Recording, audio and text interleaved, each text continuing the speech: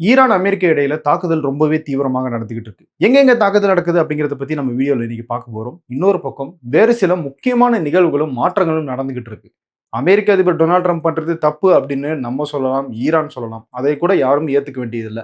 ஆனா அமெரிக்கானுடைய துணை ஜனாதிபதி ஜேடி வேன்ஸே சொன்னா நீங்க ஏத்துப்பீங்களா? அப்படி ஜேடி வேன்ஸ் என்ன சொன்னாரு? ஈரான் புதுசா ஒரு யுக்திய கையாளுறாங்க. அது என்ன அப்படிங்கிறத பத்தி எல்லாம் தான் இன்னைக்கு வீடியோல பார்க்க போறோம். இது டிகோட் பை வெங்கட்.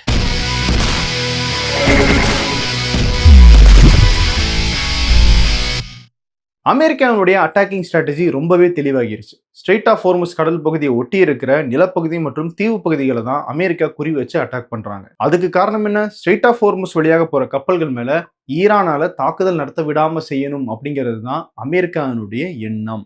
அதை நிறைவேற்றுற வகையில தான் இந்த ஸ்ட்ரெய்ட் ஆஃப் ஹோர்முஸ் கடல் பகுதி ஒட்டி இருக்கிற இடங்கள்ல எங்கெல்லாம் ஏவுகணை தளங்கள், எங்கெல்லாம் ட்ரோன் தளங்கள், எங்கெல்லாம் டிஃபென்ஸ் சிஸ்டம் வச்சிருக்காங்களோ அதையெல்லாம் குறி வச்சு அட்டாக் பண்ணிட்டு இருக்காங்க அமெரிக்கா. கடந்த முறையை விட அமெரிக்கா ஒரு நாள் நடத்துற தாக்குதல் அப்படிங்கிறது அதனுடைய ஃப்ரீக்வன்சி, அதாவது எண்ணிக்கை அதிகமாக இருக்கு.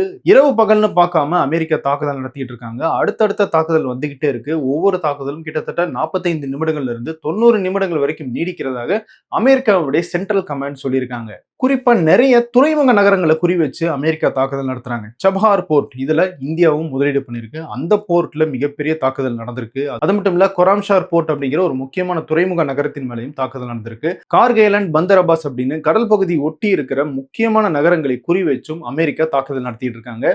அமெரிக்கா நெல் சேமிப்பு குடோன் மேல தாக்குதல் நடத்தினதாக ஈரான் ஒரு குற்றச்சாட்டு வைக்கிறாங்க. ஆனா அமெரிக்கா அதை மறுத்திருக்காங்க. நாங்க ஈரானுடைய டிஃபென்ஸ் சிஸ்டத்தின் மேல மட்டும்தான் தாக்குதல் நடத்துறோம் அப்படின்னு அமெரிக்கா சொல்றாங்க. இன்னொரு பக்கம் டெஹ்ரான்ல ஆவாஸ் அப்படிங்கிற இடத்துல இருக்கிற ஒரு குழந்தைகளுக்கான கேன்சர் மருத்துவமனைக்கு பக்கத்துல அமெரிக்கனுடைய தாக்குதல் நடந்ததாகவும், அதனால அந்த மருத்துவமனையை காலி செய்ய வேண்டிய நிலைமை ஏற்பட்டதாகவும் ஈரான் சொல்லியிருக்காங்க. இத்தனை நாட்களாக ஈரான் தான் தங்களுடைய பேச்சை கேட்காம மீறி போகிற கப்பல்கள் மேல தாக்குதல் நடத்திட்டு இருந்தாங்க. இப்ப அமெரிக்காவும் அப்படி ஒரு தாக்குதலை நடத்தியிருக்காங்க. ஈரானுடைய கப்பல்கள் அந்த ஸ்ட்ரெய்ட் ஆஃப் ஹோர்முஸை கடந்து வெளியே வரவோ இல்ல உள்ள போகவோ விடாம முடக்கி வச்சிருக்காங்க அமெரிக்கா. இந்த முடக்கத்தை தாண்டி போக முடிஞ்ச ஒரு ஈரானுடைய கப்பலை அமெரிக்கா சுட்டு வீழ்த்தியதாக சொல்லியிருக்காங்க. சுட்டு வீழ்த்தப்பட்டுச்சு அப்படின்னா அந்த கப்பலை முழுமையாக அவங்க டிஸ்ட்ராய் பண்ணல. ஆனா அந்த கப்பலை நகர விடாம செஞ்சிருக்கோம் அப்படின்னு அமெரிக்க படையினர் சொல்லியிருக்காங்க. அமெரிக்காவினுடைய இந்த அட்டாக்ஸுக்கு எல்லாம் ஈரானும் பதிலடி கொடுத்துக்கிட்டு இருக்காங்க. குவைத், பஹ்ரைன், ஜோர்டான் இந்த 3 நாடுகள் மேல இன்னைக்கு தீவிரமான தாக்குதலை ஈரான் நடத்தியிருக்காங்க. ஏவுகணை மற்றும் ட்ரோன்களை பயன்படுத்தி அந்த 3 நாடுகளிலும் இருக்கிற அமெரிக்காவுடைய படைத்தளங்களை குறி வச்சு அவங்க அட்டாக் பண்ணியிருக்காங்க. அதுக்கு ஈரான் சொன்ன காரணம், இந்த நாடுகள்ல இருக்கிற அந்த ஏர்பேசஸை பயன்படுத்தி தான் அமெரிக்கா எங்க மேல தாக்குதல் நடத்தி இருக்கு அப்படின்னு ஈரான் குற்றச்சாட்டு வைக்கிறாங்க. அது மட்டும் இல்ல, அமெரிக்காவுடைய பேட்ரியாட் டிஃபென்ஸ் சிஸ்டம், அதாவது வர ஏவுகணையை தடுத்து அழிக்கிற ஏவுகணை திட்டங்கள், அதையெல்லாம் நாங்க குறி வச்சு அட்டாக் பண்ணிருக்கோம்னு சொல்றாங்க. சில இடங்கள்ல இருக்கிற அமெரிக்க போர் விமானங்கள், அதை சர்வீஸ் பண்ற அந்த எக்யூப்மெண்ட்ஸ் எல்லாம் இருக்கிற அந்த இடங்களை குறி வச்சு தாக்குதல் நடத்திருக்கிறதாகவும், அமெரிக்காவுடைய லாங் ரேஞ்ச் ரேடார் சிஸ்டத்தை தாக்கி இருக்கிறதாகவும் ஈரான் சொல்றாங்க. அது மட்டும் இல்ல, ஈரானுடைய ஐஆர்ஜிசி படையினர் ஒரு எச்சரிக்கையும் விடுத்திருக்காங்க. ஈரானுடைய கப்பல்களுக்கு அனுமதி இல்லை, ஈரானுடைய எண்ணெய் வெளிநாடுகளுக்கு போகல அப்படின்னா, ஈரானுக்கு எண்ணெய் கிடைக்கலன்னா உலகத்துக்கே எண்ணெய் கிடைக்காது, உலகத்துக்கே எனர்ஜி கிடைக்காது அப்படின்னு ஒரு மிரட்டலை விடுத்திருக்காங்க. தொடர்ந்து ஸ்ட்ரெய்ட் ஆஃப் ஹோர்முஸ் எங்களுடைய கட்டுப்பாட்டில் தான் இருக்கு, அந்த வழியாக எந்த கப்பல்கள் போனாலும் நாங்க தாக்குவோம் அப்படின்னு ஐஆர்ஜிசி படையினர் சொல்லியிருக்காங்க. அதே மாதிரி அமெரிக்கா எந்த ஆயுதத்தை கையில் எடுக்குதோ அதே ஆயுதத்தை நாங்களும் கையில் எடுப்போம் அப்படிங்கிறதையும் ஈரான் ரொம்ப ஸ்ட்ராங்காவே சொல்லியிருக்காங்க. எப்பயுமே 2 நாடுகளுக்கு இடையில போர் நடக்கும்போது ஒரு நாடு இன்னொரு நாடுக்கு சிக்னலா சில விஷயங்களை சொல்லுவாங்க. அதன் மூலமாக நாங்க என்ன செய்ய இருக்கிறோம் அப்படிங்கிறத உணர்த்துவாங்க. ஆனா ஈரானை பொறுத்த வரைக்கும் கடந்த 3 மாதங்களாக நம்ம பார்த்துக்கிட்டே இருக்கோம். அப்பப்போ ஈரான்ல இருக்கிற டிப்ளமேட்ஸ், அதாவது அதிகாரிகள், அவங்களுக்கும் ஐஆர்ஜிசி அப்படிங்கிற அவங்களுடைய படைக்கும் இடையிலான கான்வர்சேஷனே சிக்னலாக தான் அவங்க கொடுக்கறதாக இருக்கு. அப்படி ஒரு சிக்னல் இப்ப கிடைச்சிருக்கு. என்ன அப்படின்னு பார்த்தோம்னா, ஈரானுடைய நாடாளுமன்ற சபாநாயகர், இவர் தான் அமெரிக்காவுக்கும் ஈரானுக்கும் இடையில அந்த புரிந்துணர்வு ஒப்பந்தத்துக்கான பேச்சுவார்த்தையில ஈடுபட்டது. அது நிறைவேறதுக்கு ரொம்ப முக்கியமான பங்காற்றியவர்கள் இவர் ரொம்ப முதன்மையானவர். இவர் தலைமையில தான் அந்த டெலிகேஷன் எல்லாருமே போய் அமெரிக்காவோட பேச்சுவார்த்தையை நடத்தினாங்க. அவர் இப்போ ஒரு ஸ்டேட்மெண்ட் கொடுத்திருக்காரு. அவர் என்ன சொல்றாருன்னா, அமெரிக்கா ஈரான் மேல இப்படிப்பட்ட தாக்குதல் நடத்தும் போது ஈரானுக்கு அந்த புரிந்துணர்வு ஒப்பந்தத்தை பின்பற்றணும் அப்படிங்கிற அந்த கடமை எதுவுமே கிடையாது, கட்டாயம் கிடையாது. நாங்க இனிமேல் அதை பின்பற்ற போறது இல்லை அப்படின்னு சொல்லியிருக்காரு. அவர் அத சொன்னதோட நிக்கல. அடுத்து சொன்னது தான் இன்னைக்கு சர்வதேச அரங்குல ஒரு பெரிய விவாத பொருளாகி இருக்கு. ஈரான் மேல அமெரிக்கா தாக்குதல் நடத்துனாங்க அப்படின்னா, ஈரானை தற்காத்துக் கொள்றதுக்காக, ஈரானுடைய நலனுக்காக பதில் தாக்குதல் நடத்துறதுக்கு ஈரான் ரெடியாகவே இருக்காங்க. நாங்க போரை விரும்பல. ஆனா நீங்க அட்டாக் பண்ணீங்கன்னா நாங்க திரும்பி அட்டாக் பண்ணுவோம் அப்படின்னு கலீபப் சொல்றாரு. சொல்லிட்டு அதோட நிறுத்தல. போர் அப்படிங்கிறது ஒரு பக்கம் இருந்தாலும், இன்னொரு பக்கம் பேச்சுவார்த்தைக்கும் நம்ம சில முக்கியத்துவத்தை குடுக்கணும் அப்படின்னு அவருடைய மெசேஜ்ல சொல்லியிருக்காரு. பேச்சுவார்த்தைக்கு முக்கியத்துவம் குடுத்தா, அது சமரசம் ஆயிராதா அப்படின்னு ஒரு கேள்வி வரும்ல. அதுக்கும் அவரே பதில் சொல்றாரு. நம்மளுடைய நாட்டின் நலன் தான் ரொம்ப முக்கியம். ஒரு பக்கம் ஆயுதமால என்ன சாதிக்க முடியும் அப்படிங்கிறத பார்க்கணும். இன்னொரு பக்கம் பேச்சுவார்த்தையின் மூலமாக என்ன சாதிக்க முடியும் அப்படிங்கிறத பார்க்கணும். கடைசியில நம்ம நாட்டினுடைய நலனை, நம்ம நாட்டினுடைய உரிமையை நம்ம மீட்கிறது, அதை கட்டி காப்பாத்துறது தான் ரொம்ப முக்கியம் அப்படின்னு ஒரு மெசேஜ குடுத்திருக்காரு. கலிபஃப்னுடைய இந்த பேச்ச பார்க்கும்போது நமக்கு 2 விஷயங்கள் புரியுது. 1, ஈரான் எப்பயுமே பேச்சுவார்த்தை அப்படிங்கிற அந்த விண்டோவ ஓப்பன் பண்ணி தான் வச்சிருக்காங்க. இப்பயும் ஓப்பன் பண்ணி தான் வச்சிருக்காங்க அப்படிங்கிறது நமக்கு தெளிவாக தெரியுது. பேச்சுவார்த்தைக்கு வரதுனாலும் ரெடி. ஆனா அந்த பேச்சுவார்த்தையை நீங்க கண்ணியமான முறையில எங்கள அட்டாக் பண்ணாம நீங்க நடத்துனீங்கன்னா நாங்க வரதுக்கு ரெடி.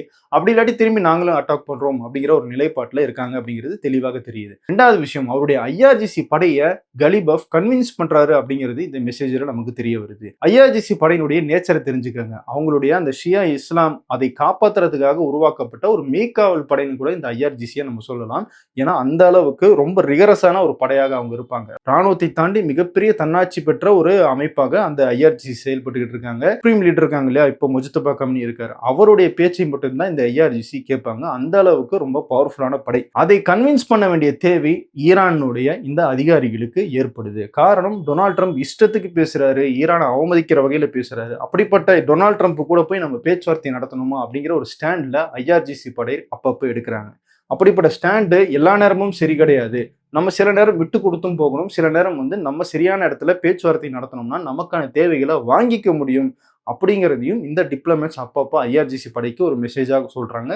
அப்படிப்பட்ட ஒரு மெசேஜாக தான் கலிபஃப் இப்ப பேசியிருக்காரு அப்படின்னும் சர்வதேச அரசியல் பார்வையாளர்கள் சொல்றாங்க. கலிபஃப் இப்படி பேசின உடனே ஈரான் சரண்டர் ஆக போறாங்களா, ஈரான் காம்ப்ரமைஸுக்கு போறாங்களா, அவங்களால அமெரிக்கனுடைய தாக்குதல் எதிர்கொள்ள முடியலையா அப்படின்னு ஒரு பெரிய விவாதம் ஏற்பட்டிருக்கு. இன்னொரு பக்கம் டொனால்ட் ட்ரம்ப் என்ன சொல்றாரு, ஈரான் பேச்சுவார்த்தை நடத்துறதுக்கு ரொம்ப ஏங்கி காத்துக்கிட்டு இருக்காங்க, அவங்களுக்கு இப்ப பேச்சுவார்த்தை அப்படிங்கிறது ரொம்ப தேவை, அவங்களால தாக்குதலை எதிர்கொள்ள முடியல அப்படிங்கிற மாதிரி டொனால்ட் ட்ரம்ப் பேசுறாரு. சரி, ஒரு பேச்சுக்கு அவங்க சொல்ற மாதிரி வச்சுக்குவோம்.